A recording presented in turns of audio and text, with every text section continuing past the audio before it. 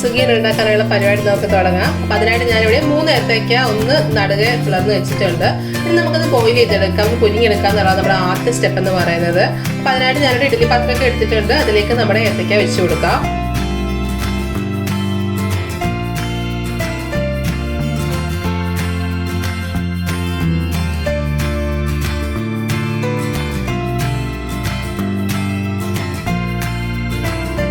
അപ്പൊ നമുക്ക് ഏത്തയ്ക്ക നന്നായിട്ടൊന്ന് വേവിച്ചെടുത്തിട്ട് വരാം.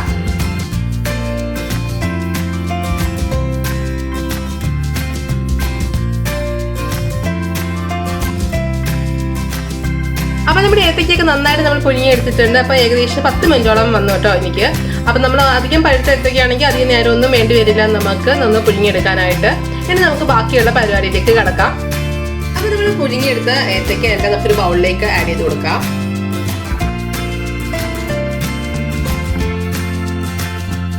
അപ്പൊ നമ്മുടെ ഏത്തയ്ക്കയുടെ തൊലിയെല്ലാം ഞാൻ റിമൂവ് ചെയ്തിട്ടാണ് ബൗളിലേക്ക് ആഡ് ചെയ്തത് കേട്ടോ. അപ്പൊ ഇനി നമുക്ക് ചെയ്യാനുള്ളതൊന്ന് മാഷ് ചെയ്തെടുക്കാന്നുള്ള പരിപാടിയാണ്. അപ്പൊ നമുക്ക് കൈകൊണ്ട് വേണമെങ്കിലും ചെയ്യാം, അതല്ല സ്പൂണോ ഫോർക്കോ ഉപയോഗിച്ചാണെങ്കിലും ചെയ്യാം കേട്ടോ.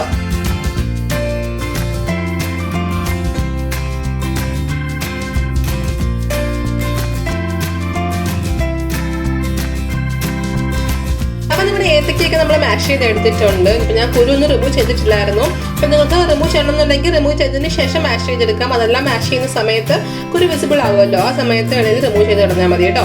അപ്പൊ ഞാൻ എന്തായാലും റിമൂവ് ചെയ്തിട്ടില്ല. ഇനി നമുക്ക് ശർക്കര ചേർത്ത് കൊടുക്കാം. ശർക്കര ഞാനിവിടെ 1/2 കപ്പ് ഗ്രേറ്റ് ചെയ്തെടുത്തതാണ് കേട്ടോ.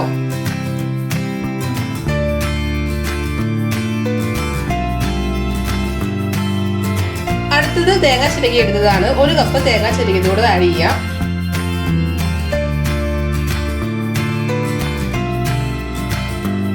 അതുപോലെ നമ്മൾ ഫ്ലേവറിന് വേണ്ടി ആഡ് ചെയ്യുന്നത് നമ്മുടെ ഏലക്ക പൊടിച്ചതാണ്. അപ്പൊ 1 ടീസ്പൂൺ ഏലക്ക പൊടിച്ചതൂടെ ചേർത്ത് കൊടുക്കാം.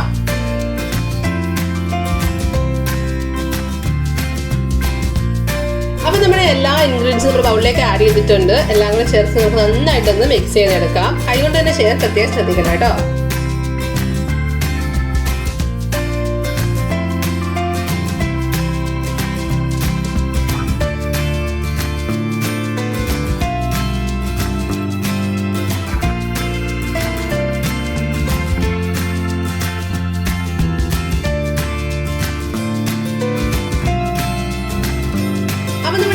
ഏത്തപ്പഴമൊക്കെ നന്നായിട്ട് മിക്സ് ചെയ്തെടുത്തിട്ടുണ്ട്, ശർക്കരയും തേങ്ങയും എല്ലാം കൂടെ ചേർത്തിട്ട്. അപ്പം ഞാനൊരു ടിപ്പ് പറഞ്ഞാൽ ഏത്തപ്പഴം അധികം പഴുത്ത് പോയതാണെങ്കിൽ ടെൻഷനൊന്നും അടിക്കേണ്ട. അല്പം അരിപ്പൊടിയോ അതല്ലെങ്കിൽ ബ്രെഡ് ക്രംസോ അങ്ങനെ എന്തെങ്കിലും ഉണ്ടെങ്കിൽ ഒന്ന് ചേർത്ത് കൊടുത്താൽ മതി. നമ്മുടെ റസ്കിന്റെ പൊടിയാണെങ്കിലും കുഴപ്പമില്ല കേട്ടോ. ബ്രെഡ് ഇപ്പോൾ ഒന്ന് ചൂടാക്കി പൊടിച്ചെടുക്കുക, അങ്ങനെ എന്ത് ചെയ്താലും മതിയാവും. അപ്പോൾ അരിപ്പൊടിയാണെങ്കിലും കുഴപ്പമൊന്നുമില്ല, നല്ലതാണ് കേട്ടോ. അപ്പോൾ കുറച്ച് ടൈറ്റ് ആക്കി കിട്ടും, നമുക്ക് ബോളാക്കി എടുക്കാൻ കുറച്ച് എളുപ്പമായിരിക്കും. അപ്പം നമ്മൾ അങ്ങനെ എന്തായാലും ഇപ്പം അങ്ങനെ വേണ്ടി വന്നിട്ടില്ല, നല്ല പരുവത്തിനാണ് ഇട്ടിരിക്കുന്നത് കേട്ടോ. അപ്പോൾ നമുക്കൊന്ന് ബോളാക്കി എടുക്കാം. അതാണ് നമ്മുടെ അടുത്ത പരിപാടി എന്ന് പറയുന്നത്. അപ്പം നമ്മൾ ബോളാക്കുന്നതിന് മുമ്പ് അല്പം നെയ്യൂടെ ഒന്ന് കൈ തടവാൻ ശ്രദ്ധിക്കണം കേട്ടോ. അപ്പം കറക്റ്റ് പെർഫെക്റ്റ് ആയിട്ട് നമുക്ക് ബോളാക്കി എടുക്കാൻ പറ്റുമേ.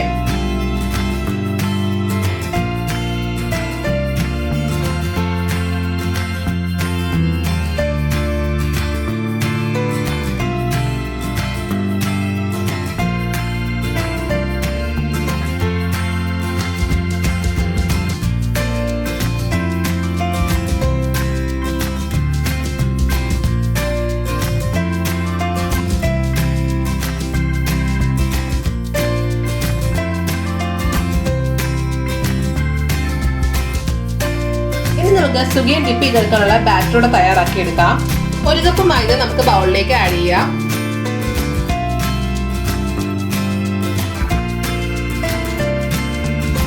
അല്പം മഞ്ഞൾപ്പൊടി കൂടെ നമുക്ക് ചേർത്ത് കൊടുക്കാമേ.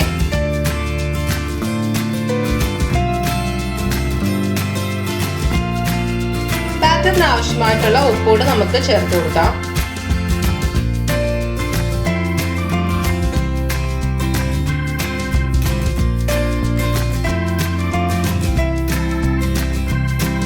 അപ്പൊ നമ്മൾ ആവശ്യത്തിന് വെള്ളവും ഒഴിച്ചിട്ടുണ്ട്. ഇനി നമുക്ക് നന്നായിട്ടൊന്ന് മിക്സ് ചെയ്തെടുക്കാം.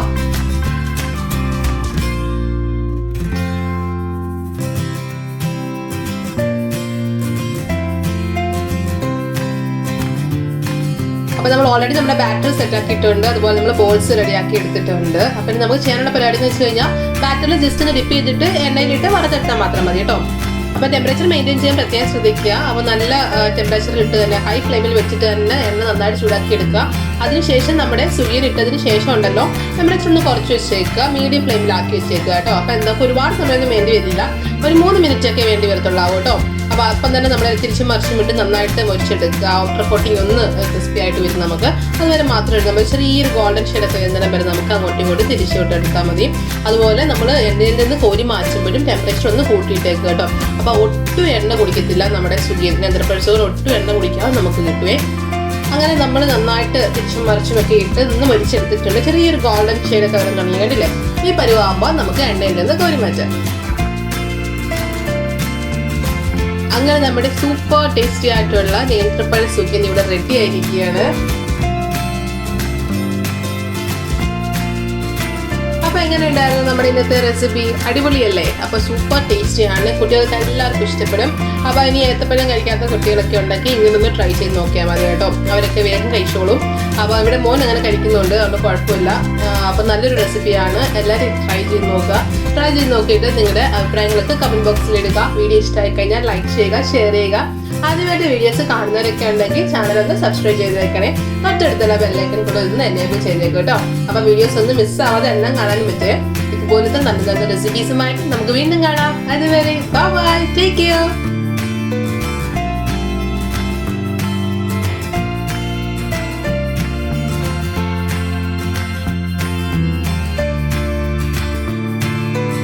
രുചിയുടെ വർണ്ണങ്ങൾ നിങ്ങളുടെ മനസ്സ് നിറയ്ക്കട്ടെ. സ്നേഹത്തോടെ റോഷ്നി ഫുഡ് ആൻഡ് ലൈഫ്.